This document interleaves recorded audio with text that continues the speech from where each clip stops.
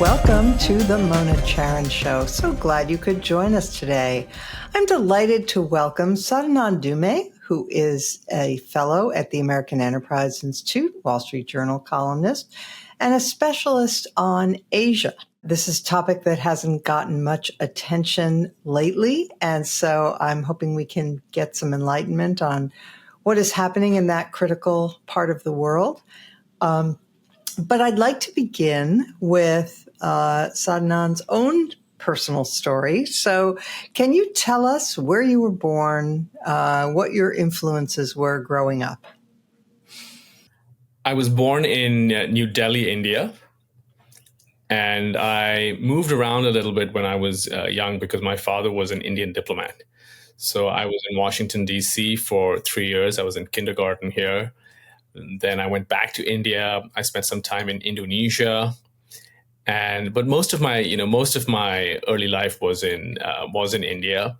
And then I came to the U.S. in the mid 1990s to go to grad school. I went to Columbia Journalism School. After that, I went to Princeton and I studied public policy there at what used to be called the Woodrow Wilson School.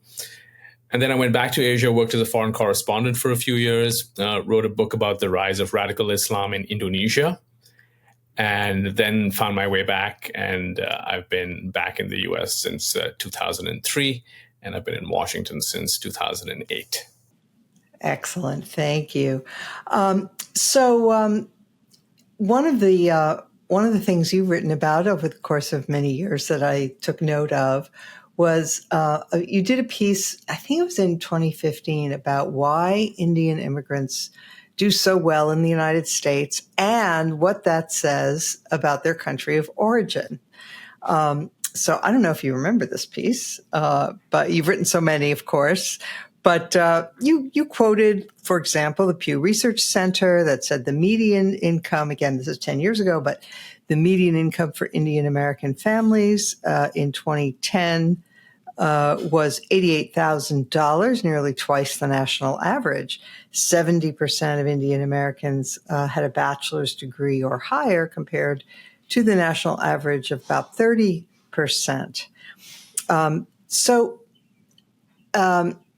What do you think that says about India that so many Indians who come to this country do so spectacularly well? So Silicon Valley is basically a colony. So, I wrote that piece because the Indian media, which I follow very closely because of my job, it tends to sort of have this very one-sided view of the phenomenon of Indian American success. And they attribute it almost entirely to how wonderful these people from India are and how hardworking they are and how smart they are and how they have intact families and all the rest. And I'm not taking away from any of that. But, to me, the magic ingredient in this really is America. It's that people come to this country and they're given a fair shake and their hard work and smarts is rewarded.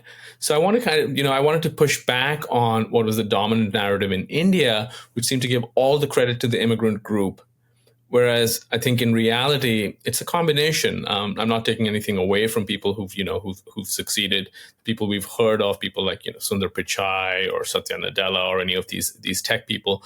Obviously, they're smart, hardworking, driven people, but they are smart, hardworking, driven people in a country that has traditionally believed in merit, that has believed in giving people a fair shot. And so I think the success of the Indian Americans is as much, if not more, a tribute to America as it is to their effort. And that was really the bulk of my argument. What would hold back somebody from succeeding in India? Well, first of all, the other thing is that what you've seen in the U.S. really in many ways is the cream of the crop. So you have it's a very, very small percentage. And this is not just true of India, but this is true of many countries. It's a very small percentage of the most driven, most ambitious people who tend to be self-starters. That's one part of it.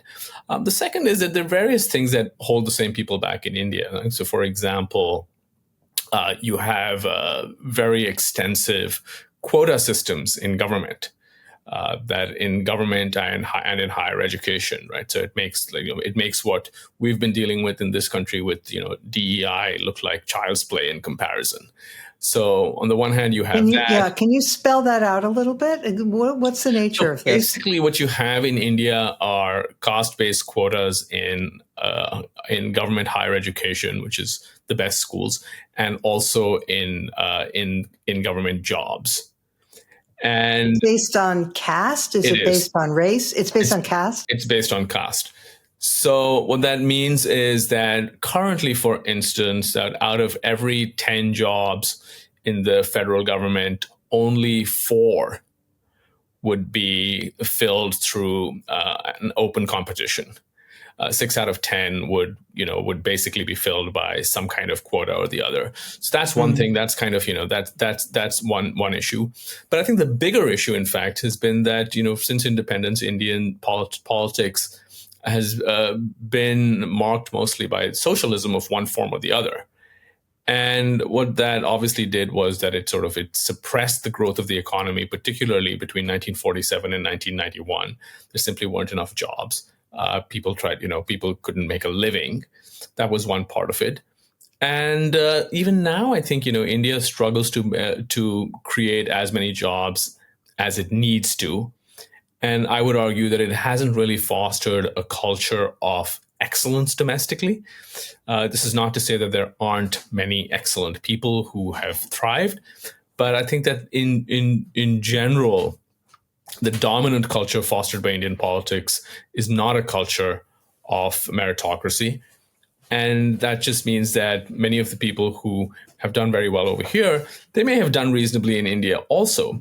But another example I tend to give is that so let's just say you're a smart 21-year-old and you get out of school in India. You do have options.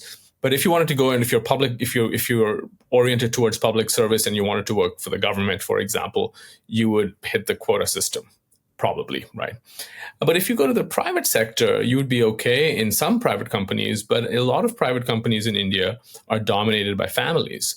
And so there you so you have where on the private side of the ledger, your growth would probably be capped because the company is going to be headed by the not very bright son of the owner, rather than by you. So I think that's those are some of the reasons that people tend to do. People often tend to do better in capitalist countries, particularly in the Anglosphere, not just in the U.S., in the UK and Canada, and so on. So what would you say to the argument that one would commonly hear in many Ivy League universities, for example, that the reason that India is poor and the reason that India has less opportunity than the United States or many other places is because it suffered under centuries of colonialism, and that kind of extractive colonialism that the British practiced left India unable to provide opportunity for its people? So a couple of things. I mean, the first is I think that would have been a much stronger argument had we been having this conversation in 1950 rather than in 2025. The second is that I don't want to pretend that colonialism was ever a particularly good experience. But if you had to pick a colonial power, you probably wanted to pick the Brits. You certainly did not want to pick the Belgians. No. You did not want to pick the Portuguese. And so I'd say, the colonial experience was a mixed bag. Obviously, if you look at the Indian growth rates in the last 50 years before independence, they were very low. They were somewhere around 1%. So it's not as though. But I personally sort of don't like the idea of attributing everything to colonialism, particularly because the Brits left a long time ago. And the state that India was in say 1965, when the first wave of migrants started leaving India for American shores, or even the state it's in today, is largely due to the policies that were followed by India's own leaders post-independence. So more recently, you've written about Mandani, this new hot candidate for mayor of New York. it was, you wrote two pieces about him that I thought were just fantastic. So if you don't mind, I would like to spend a little time on this, because your experience reporting on Asia and India and so forth is relevant here too. I think you bring interesting perspective. So he is being perceived as as we know, the Democrats are in agony right now as a party. They cannot believe that they've been defeated by Trump twice. And they are aware of their shortcomings with the voters, that they're losing the working class and so on. And so they are looking for something fresh, new, exciting to offer voters. And a lot of people are excited about Mamdani. And what you said is there's nothing fresh and new about his ideas. So let's talk about that. This is a democratic socialist who is, for example, in favor of rent control. So why don't you give us a example of your argument? I'm particularly interested in him because he's of Indian background, right, via Uganda, but both of his parents are ethnic Indians. His mother grew up in India. His father, of course, grew up in Uganda, and I know people who knew his mother when she was in college. So, oh, really? Yeah. And I've watched all her movies and so on. So a couple of things. First of all, I think we have to acknowledge that it's understandable why people are enthusiastic about him is not inexplicable. He makes really good social media videos. He's good on camera. He has a great smile. He is he has an infectious grin. He is clever and cheeky. I don't know if you saw that ad he'd made about going to Uganda, and he had these sort of fake New York Post headlines. So I understand that. But I do think that if you sort of examine his ideas, and there are two sets of ideas that I'm particularly concerned about. One, of course, is his economic ideas. And I wrote one column that was focused mostly on that. And let's start there. Yeah. So in his economic ideas, I mean, I thought it was kind of ironic because it was almost as though here's a person who is 33 years old, has never experienced socialism, but he comes from a family background where they very much have experienced socialism. So a little factoid that your listeners may not be aware of, but his maternal grandfather helped set up one of the iconic steel plants that was set up early after Indian independence in the Nehru era, which was really, and those steel plants were really the biggest symbols of Nehruvian socialism and state-led planning. And his grandfather was in fact directly responsible for setting up one of those. So that's a little factoid where his own family history intersects with India's failed experiment with socialism. I grew up in India, so if you ask me about my influences and why some people would argue I'm such a rabid capitalist, is because I've seen socialism up close, Mona. I've lived it, and I don't have any romantic ideas about it. I have absolutely no doubt that that a government-run grocery store is going to be a disaster.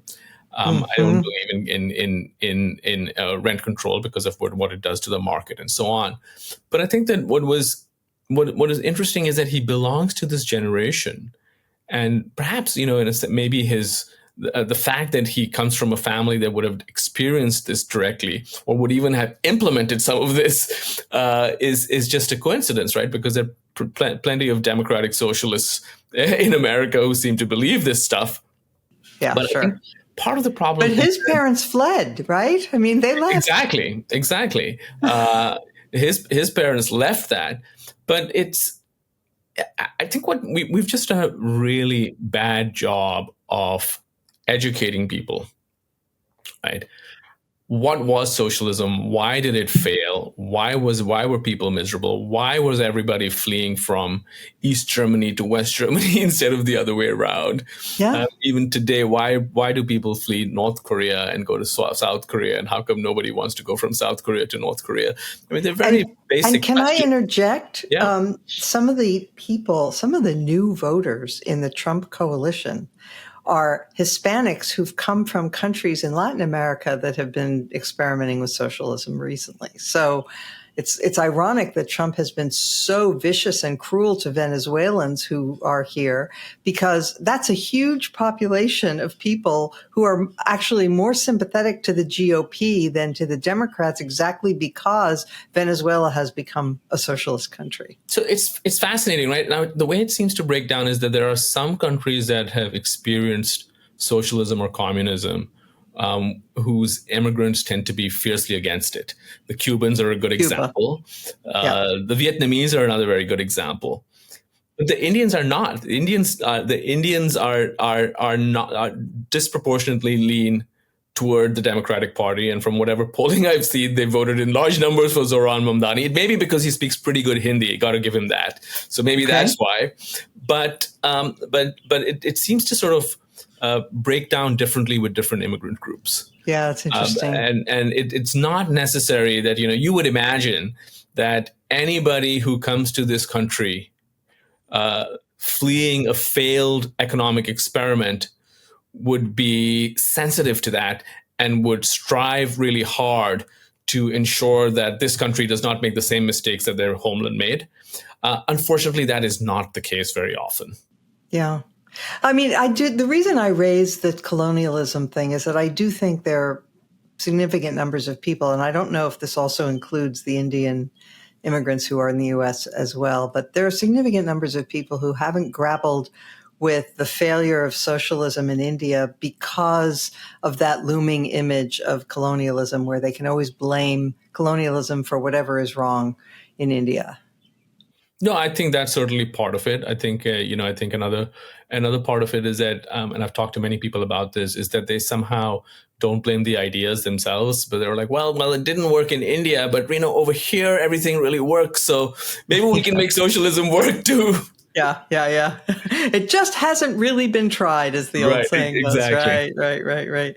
Okay, but I want to dig a little deeper, because you're right. People don't really know why these things aren't successful. It sounds good. Look, there's a problem with affordable food in Manhattan. Food's very expensive. Not just Manhattan, the 5 boroughs. Well, why not set up grocery stores run by the state that won't have to pay taxes, and therefore, and won't have to pay rent, because the city will give them the land, and then they'll provide fresh, kale and avocados and wonderful things in communities for lower prices than they can currently get with the exploitative market system. Right. First of all, these people have sort of no idea of the sort of really slim margins that your average grocery store is working with. Right. So how about some kind of what happens to that small business that you're trying to put out of business by standing up this state-owned option? That's the first part. And then secondly, they don't seem to be aware that governments just aren't very good at running businesses. It's not what they do well. It should be self-evident, right? And we've seen this. We've seen this movie in the Soviet Union. What you basically are going to end up with shelves with nothing on it, or or the quality is going to be poor, or they're going to be overpriced. And it just seems like there's so many real problems to fix. And why would you go about sort of trying these things that have been tried repeatedly in many parts of the world and have always failed? Well, let's talk about rent control. Was rent control, it was. Tell us about rent control in India. Oh, absolutely. And it's, again, the same kind of thinking, right? So, in India, basically after independence in 1947, let me just rewind a little bit. So from around the end of the 19th century, this idea of blaming colonialism for everything really became in fashion. The theory that was very popular was something called the drain theory. And the drain theory, as the name suggests, is that, India used to be really rich and it had all this gold and it was this thriving country. And then the English showed up and they looted the country and they took all the wealth away. And that's why India is poor. Now, it's not as though there's no truth to that. It's not as though, the colonialists weren't rapacious and so on.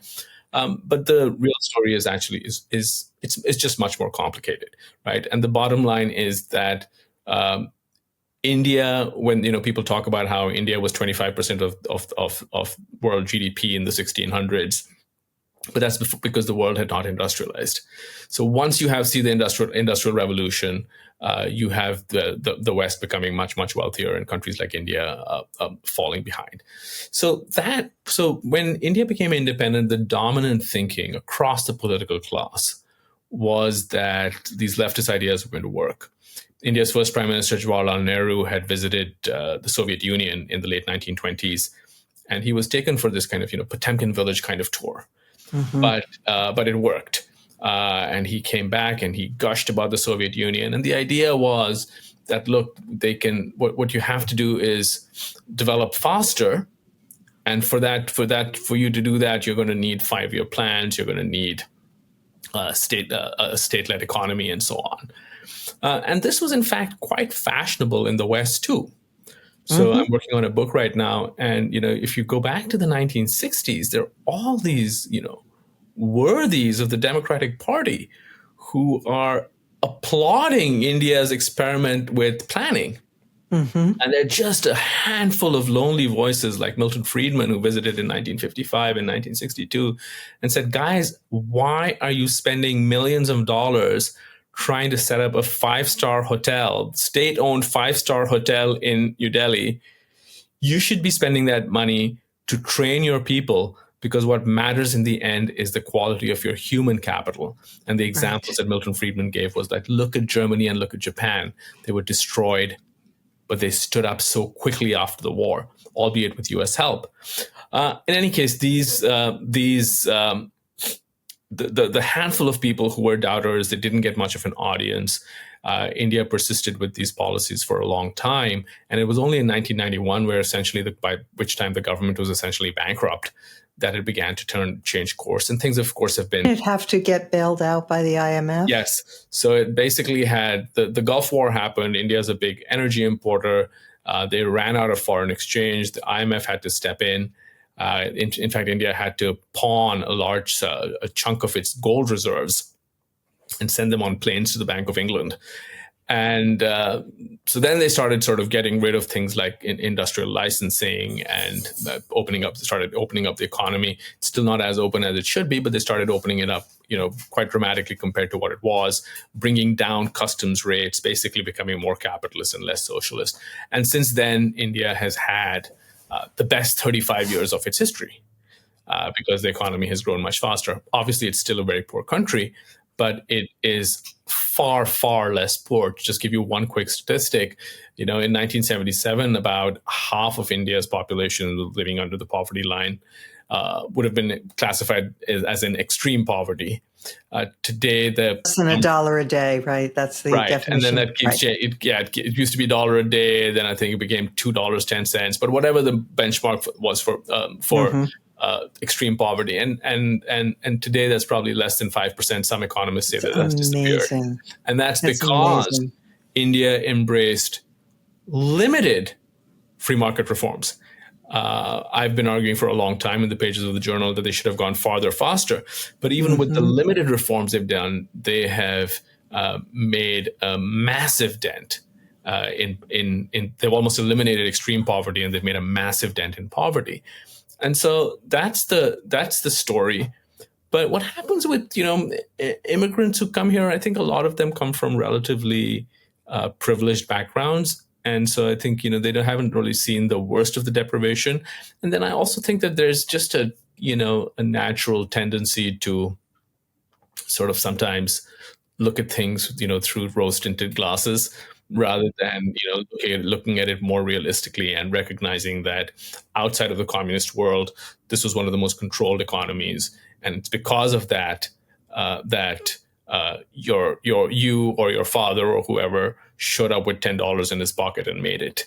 Why was he here with $10 in his pocket in the first place, and why was it not $10,000? And there's a reason for that. What So I too am a rabid believer in capitalism, and many people don't understand why. They think that you must, be a fan of Elon Musk or the wretched excess of billionaires and so forth. Nothing to do with that. It has to do with the very poorest people on the planet, who, in the cases of India and China, in our lifetimes, we have seen so many children not starve, so many women, not be sold into sexual slavery, because these are things that happen in extreme poverty.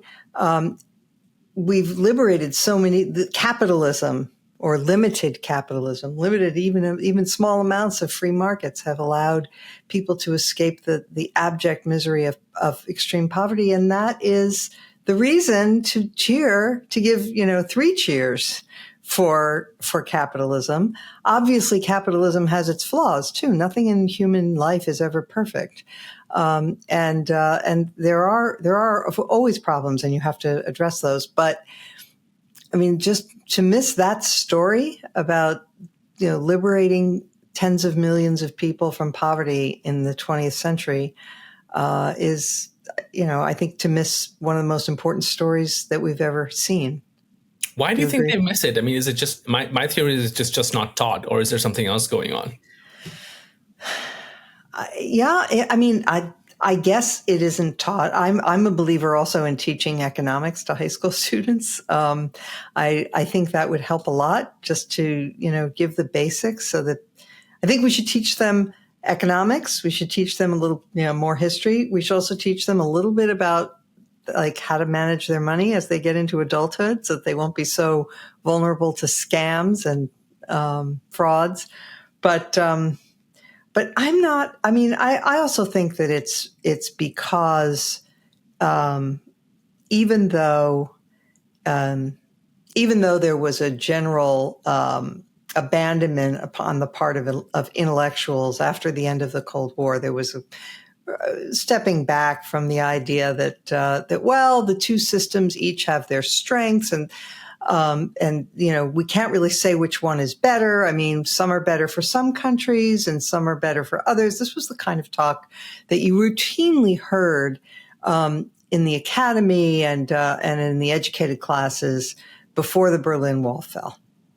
And that has changed very much, but it hasn't changed so much that they are willing to then come out and say, actually, not only is there no doubt which system is better, but we should actually be appreciating and singing the praises of what capitalism does for the poorest of the poor.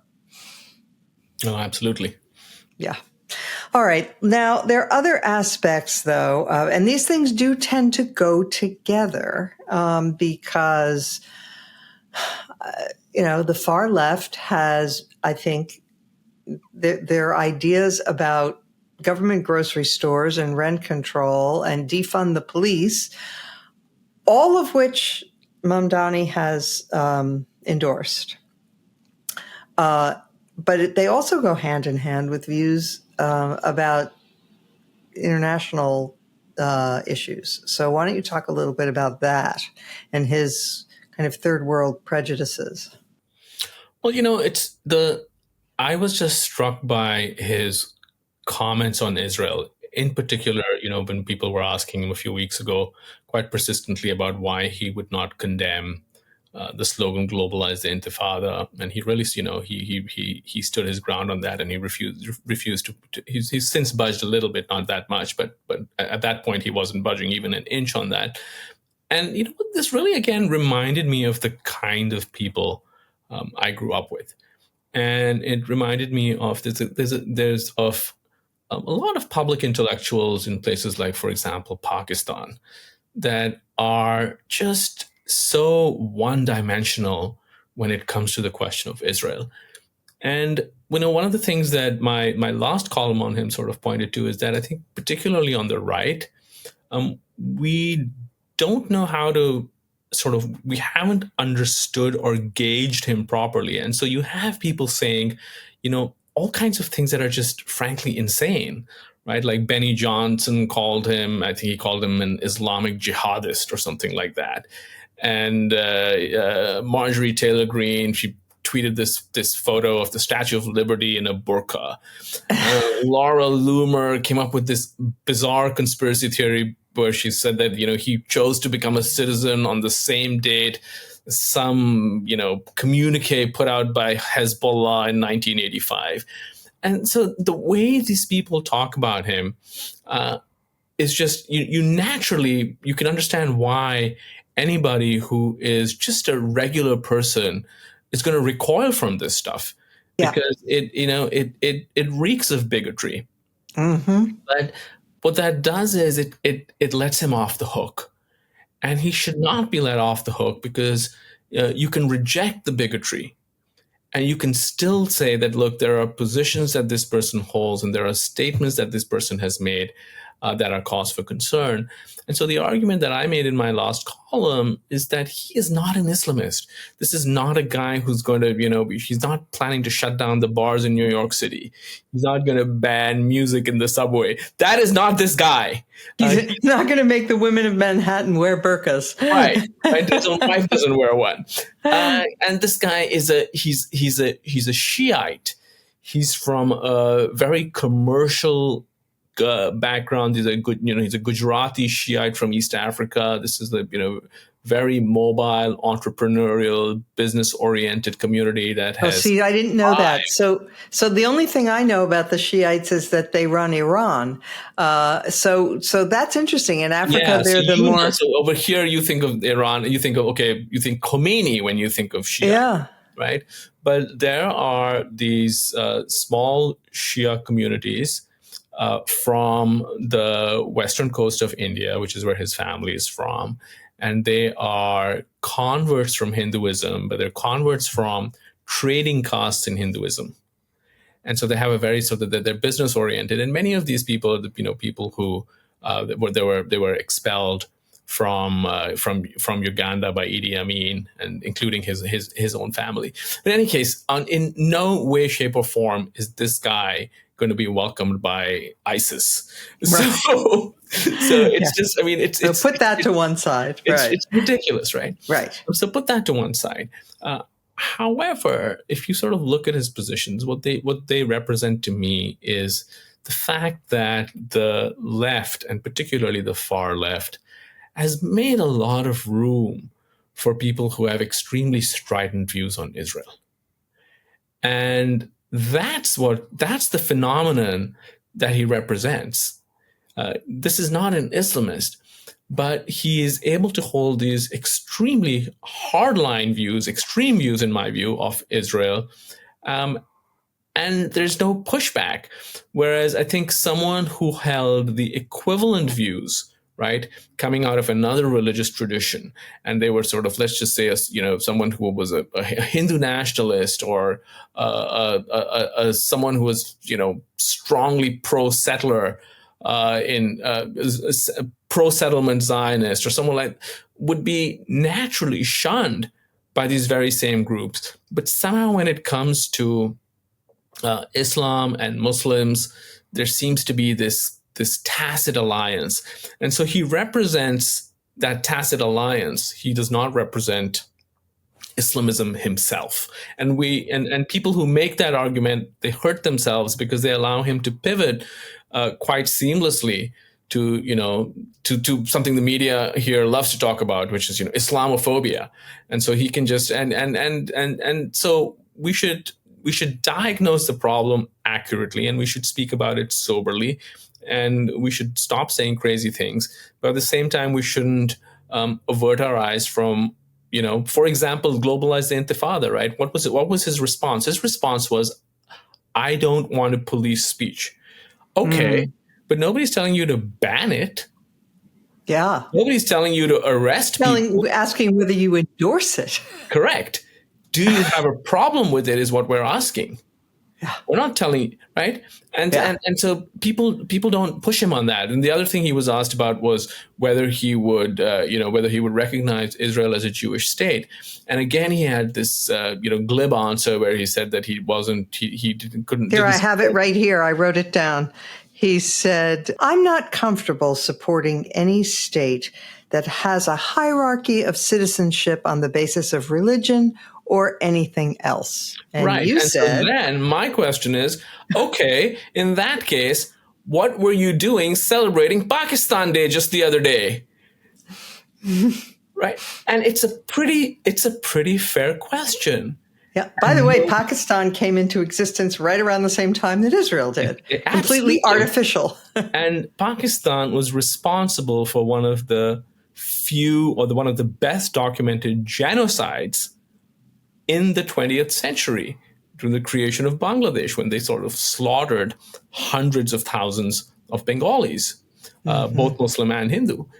And so this stuff just doesn't bear scrutiny. And I wish people would turn around and ask him that, but he never seems to get a follow-up. Or let's talk about gay rights. How he's in Uganda right now, apparently. Where is Uganda on gay rights? How come that doesn't deserve any attention? Right? Yeah. So he has this kind of. Sorry, go ahead. What do you think? Well, you have a quote in your piece from Michael Walzer, who made that same point. I'll just read it. "Most leftists have no difficulty fearing and opposing Hindu nationalists, zealous Buddhist monks, and the messianic Zionists of the settler movement.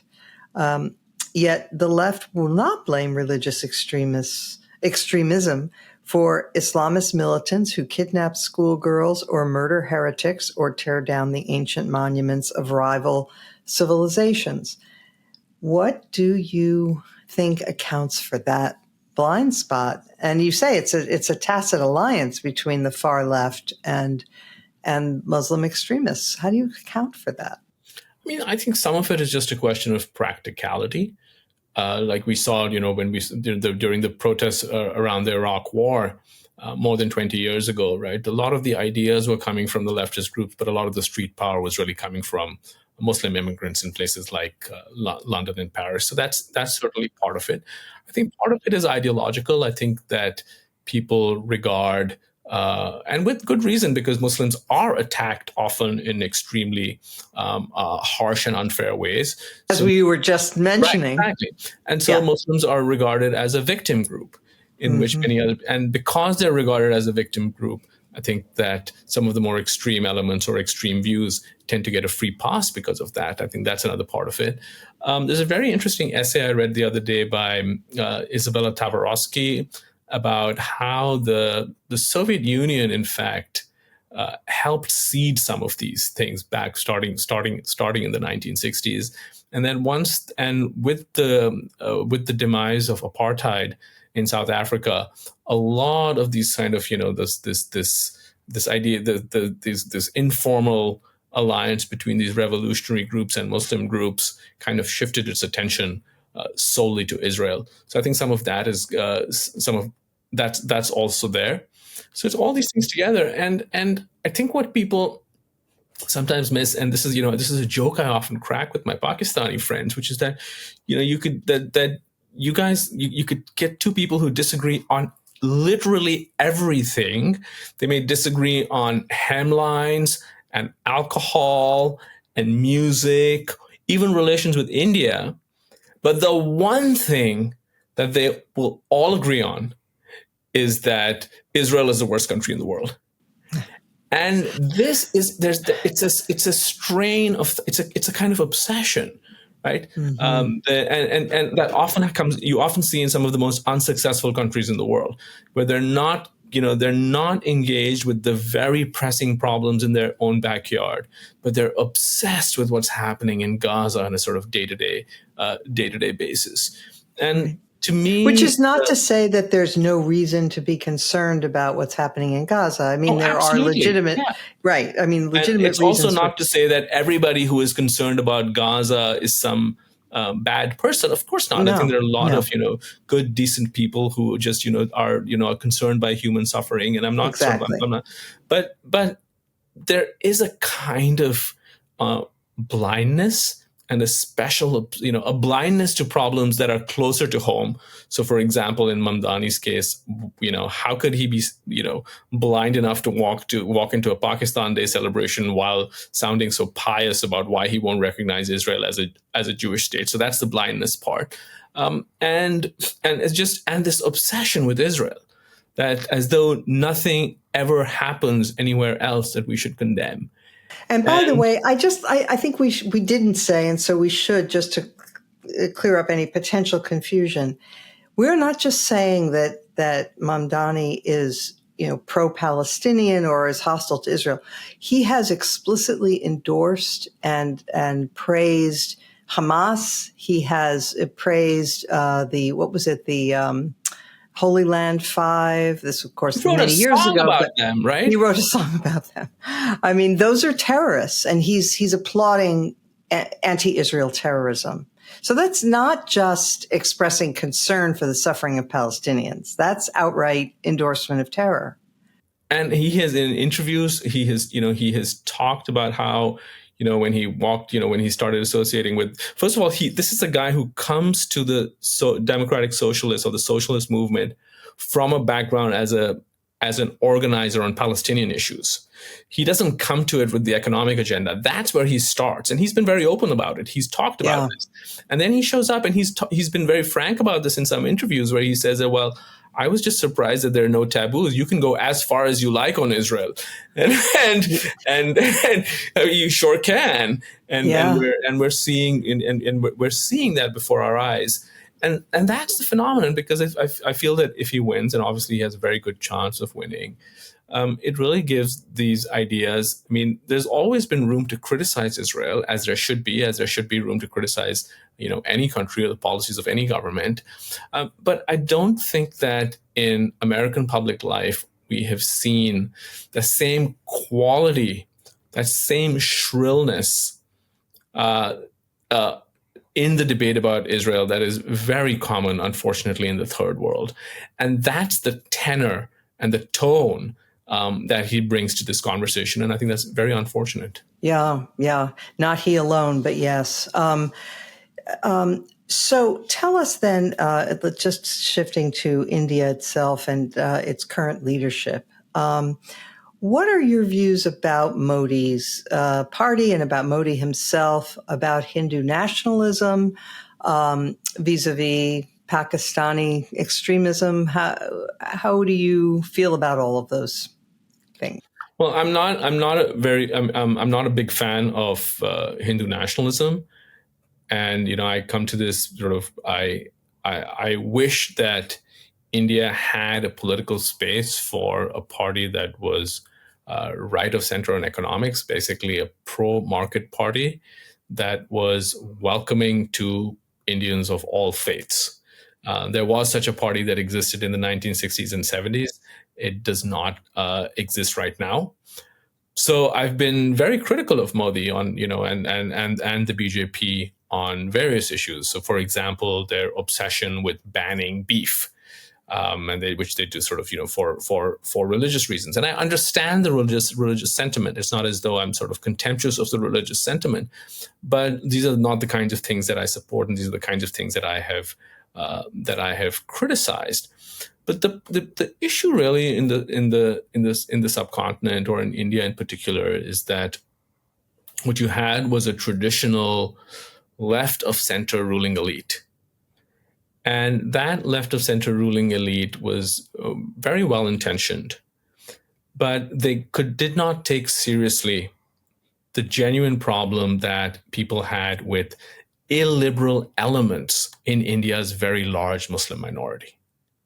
And so basically you have two bad choices, in my view. You have a group of leftists who refuse to acknowledge that there is such a thing as Islamism, there is such a thing as Islamic extremism, albeit this is something that affects a small percentage of Muslims, and it's utterly wrong to portray all Muslims as Islamists or extremists. So that's the problem on the left. But the problem on the Hindu right is that they paint, it's the same problem that we have with the MAGA right over here. is that they paint all Muslims with the same brush. They don't distinguish between an ordinary Muslim who's just going about his or her day, just living their lives, running a business, going to work or whatever, and somebody who is in fact espousing hardline Islamic views, calling for Sharia law or whatever. And this is, I think, in many ways a problem of our time, not just in India.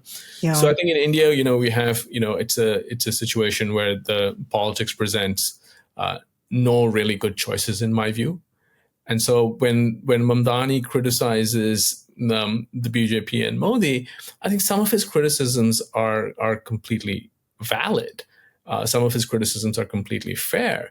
But what I find but I do find it somewhat, I find him somewhat one-dimensional, because he doesn't sort of understand that there's more to it, and there's another side of the story where there's stuff to criticize on the other side too.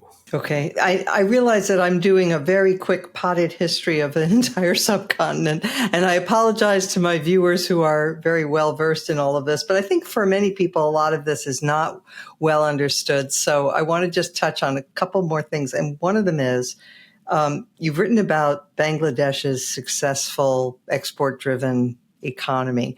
And I would like you to talk just for a minute about, so after partition, India was divided, what had been the subcontinent under the British Raj, divided into Pakistani country, a Muslim country, Pakistan, Hindu country, India. Obviously, there are some populations in between. There are Sikhs also who, but then later, Pakistan split into East and West and followed very different paths. So can you talk a little bit about what happened with Pakistan?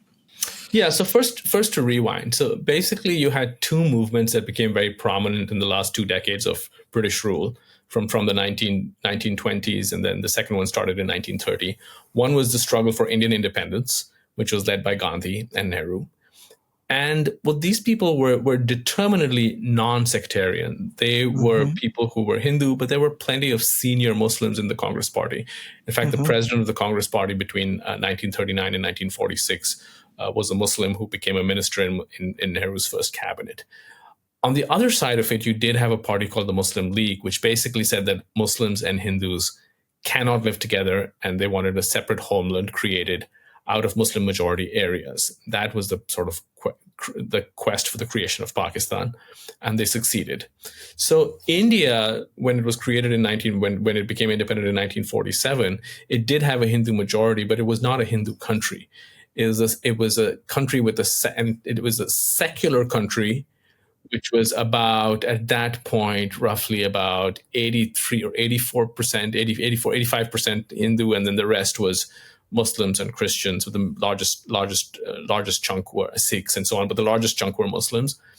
What happened with Pakistan was that it was two parts. One was what is Pakistan today, which was basically Punjab, Sindh, the Northwest Frontier province, and Balochistan. And then you had the province of Bengal on the east, half of which went to India and became the Indian state of West Bengal, which is the part where the Hindus were in a majority. And the other half became East Pakistan in those days, in 1947, because it was a Muslim majority part of Bengal. There was an awful civil war in 1971. We talked about it earlier, and there were these massacres, one of the best documented genocides of the 20th century. And that was when Which Harrison wrote a song about it. Exactly. And that's when Bangladesh became an independent country. Now, when Bangladesh was born, everybody thought it had no future. Henry Kissinger was supposed to have referred to it as a basket case. And, so this is a country, this is your prototypical third world basket case.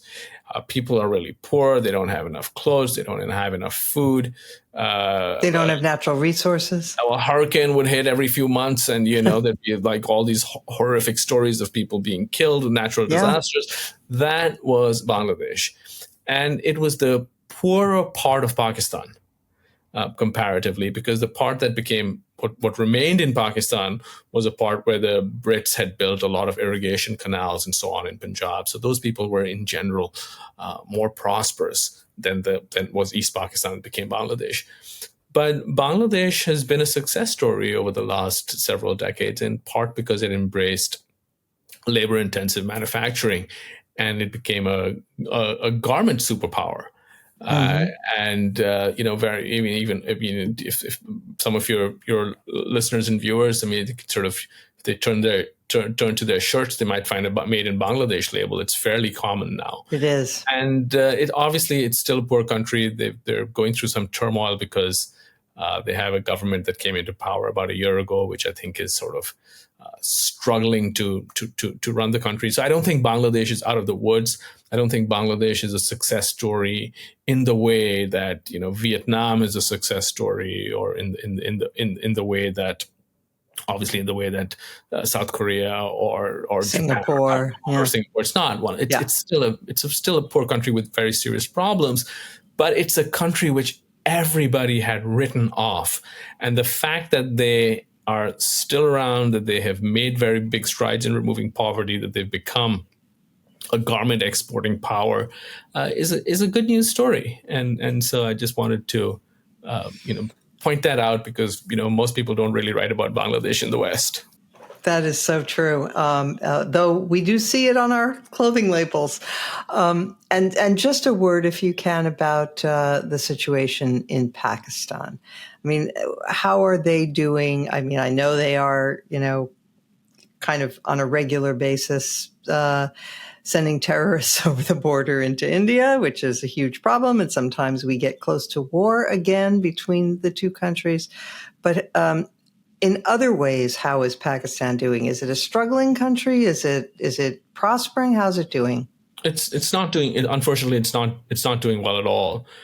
And part of the problem is that in both Bangladesh and Pakistan, right? I mean, there was this sort of, the genesis was this idea of creating a Muslim homeland. They weren't all extremists, but there were extremist elements who were given space in both of those countries. But in Bangladesh, just to draw the contrast, you had two competing ideas of nationalism. You had Muslim nationalism, which was, let's create a country because we are Muslims and we're not Hindus, so we can't live with the Hindus. But there was also Bengali nationalism, which led to the creation of Bangladesh in 1971, which was that, well, we have our own language, and what the Pakistanis were trying to do was to suppress the Bengali language, and that's why these people revolted, and they said, you can't suppress our language, we have our own language. And because Bangladesh had these two options, it's done a better job than Pakistan on pushing back against people who said that the only way to hold a country together is through religion. And the religion in this case would be Islam. Pakistan did not have that option. Right? So it defined itself from its birth as the un-India. And one of the things that was very unfortunate for Pakistan is that it inherited a large proportion, not the majority, but proportionally a large part of the British Indian Army. And so from the start, the most powerful institution in Pakistan was the army. It has ruled the country directly for about half the country's history and indirectly for most of the rest. Like, for example, recently the chief of the army, a guy called Field Marshal Asim Munir, was in Washington, and he had lunch with Trump along with his spy chief. And this is kind of, it would be preposterous. Like in no other country, or hardly any other country, I can't think of any other country where there is technically an elected serving prime minister, but the person who meets with President Trump is the army chief. Right. And it's because the army holds all the cards. They are the most powerful institution. They've done a very bad job with the economy. And part of the reason was that very early on, Pakistan became addicted to aid from the US. And they found a way to always make themselves useful to the US when the US needed them. So, for example, in the 1950s, they joined all these alliances, CENTO and CETO. Then in the 1980s, they were the frontline state when the US was fighting the Soviet Union and Afghanistan. A lot of the arms were basically being funneled through Pakistan. And then when the war on terror started, This was complicated because the Pakistanis were helping the terrorists, but also helping us against the terrorists. So they were kind of playing both sides. They were on both sides of the ledger. But all of this means that the elites in Pakistan figured out that the best way to get rich and the best way to have a good lifestyle was to basically figure out a way to jump on the U.S. aid gravy train. And they, unlike Bangladesh, which actually tried to do some work, tried to build a garment industry and so on, the Pakistani government has not focused on the economy. Their growth rates are very low. They're in the midst of an IMF program. At this point, I've lost track of how many IMF programs they've been through. And they have a very rapidly growing population. So a combination of sluggish economic growth, growing population, and the fact that by no means is the entire population fundamentalist or even a majority, but let's just say that there's a lot of room for some pretty blood-curdling fundamentalism, right? So, for example, they have blasphemy laws, they have regular lynchings of anybody. If someone is, if you and I are just having a conversation, and I kind of turn around and I say that, well, Mona said something about the Prophet Muhammad. Before you know it, there'd be 100 people at your door trying to break it down to and so it's pretty gory. The minority, the situation with religious minorities is quite bleak. So, which is why I kind of bring it back to Mandani. I kind of find it funny that he goes to a Pakistan Day celebration, doesn't say a word. He's been interviewed on Pakistani TV, and all that is just fine. But then when it comes to Israel, it's sort of this, oh, well, I really can't because they privilege Jewish, the Jewish faith over other faiths. Well, I'm a man of principle. I'm a secularist. Well, I'm no. So the long and the short of it is that Pakistan is not doing well. And we don't pay much attention to it in Washington anymore because we're not in Afghanistan anymore.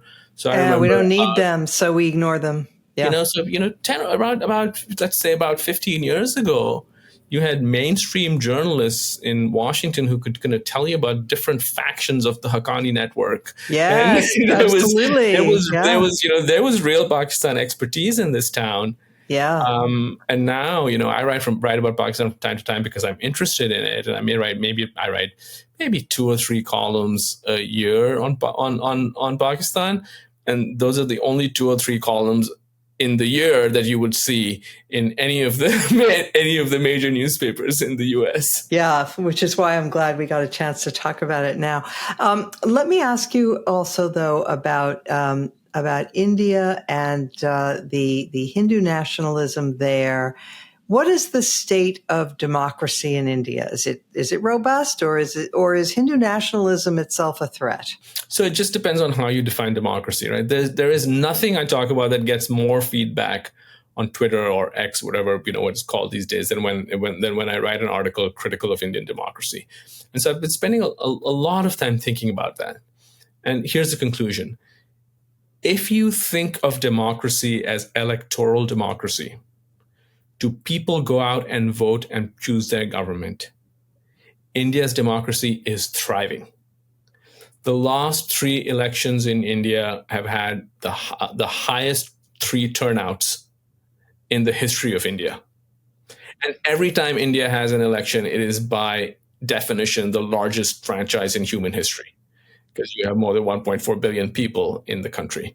So on those measures, on that measure specifically, Indian democracy is thriving. Where it is having problems is on the liberal part of liberal democracy, and just not everyone follows this so closely. By that I don't mean that there are no liberal politicians. It just means that the institutions that have been set up to check power, right? The media, the judiciary, the independent civil service. This is all very familiar to Bulwark listeners, not because of India, but because of here. Those have really, those institutions have proven to be quite weak. Mm-hmm. Now, you could argue, and I have argued, that to a large extent, this is just simply a function of having a strong executive.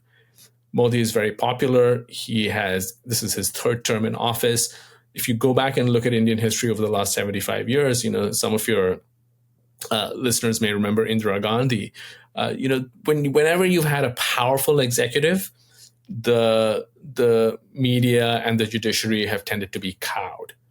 However, there's an extra kind of wrinkle that Hindu nationalism adds to it, which is that Hindu nationalism has a fundamentally adversarial relationship with non-Hindus, specifically with Muslims and Christians. And in particular, because of a particular view of history that they hold with Muslims. So I would argue that any party in power in India, but if anyone had enjoyed the kind of majorities that Modi enjoyed for the first 10 years, that government would probably have done what it could to bully the media and to bully the courts. But with the Hindu nationalists, you have that added wrinkle of sectarian or religious animus toward non-Hindus, and that to me makes it adds one additional layer of stress on Indian democracy. The flip side of it, and again, the comparisons that are made often are with places like Hungary or with Turkey, but the one big difference, which I think is that India is just so enormous that it's really hard to be truly repressive just because it's so enormous and so inefficient. So, for example, let's just say you live in Kolkata, which used to be Calcutta. You could spend all day writing op-eds criticizing Modi, and nothing's going to happen to you. But if you say anything against the local leader, the equivalent of governor, the chief minister, you're going to be in trouble really fast. Huh. So it's not great, but because India is so big and you have lots of petty despots in different places, as an entity, it kind of still gives you more room than you would have in, say, a place like Turkey or a place like Hungary, which is much more centralized. So this is not to say this is not to minimize the problems, but just to point out that it makes India in some ways a unique case. And is this different from the way things were pre-Modi, yes, 15 years ago? Absolutely. But that's because pre-Modi, you had the governments between 1989 and 2014, India did not have a single government with a single party majority in parliament.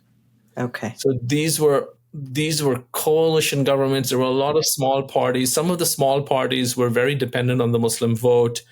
And so they kind of they didn't have the Hindu nationalist ideology, first of all, but they were also much weaker, and they were coalition governments. The other thing that's happened with populism in India, which is common to populisms around the world, is that it's an anti-elitist phenomenon. And the elitists in India were the people, the English-speaking classes, the people who are more likely to have been educated or exposed to the United States or to the United Kingdom, people who, just had more familiarity with the idea that, the job of a journalist is to be mean to the prime minister and not to praise him. So all of these things together, right? The fact that this is an anti-elite phenomenon, and so these all come together, to put a lot of stress on the liberal part of Indian liberal democracy. Right. So interesting. Thank you very much, Sadanand. Thank you for having me. It was such a pleasure to talk with you. Yeah, you've enlightened us on some really important matters. So I appreciate it very much, and hope you'll come back. Thank you.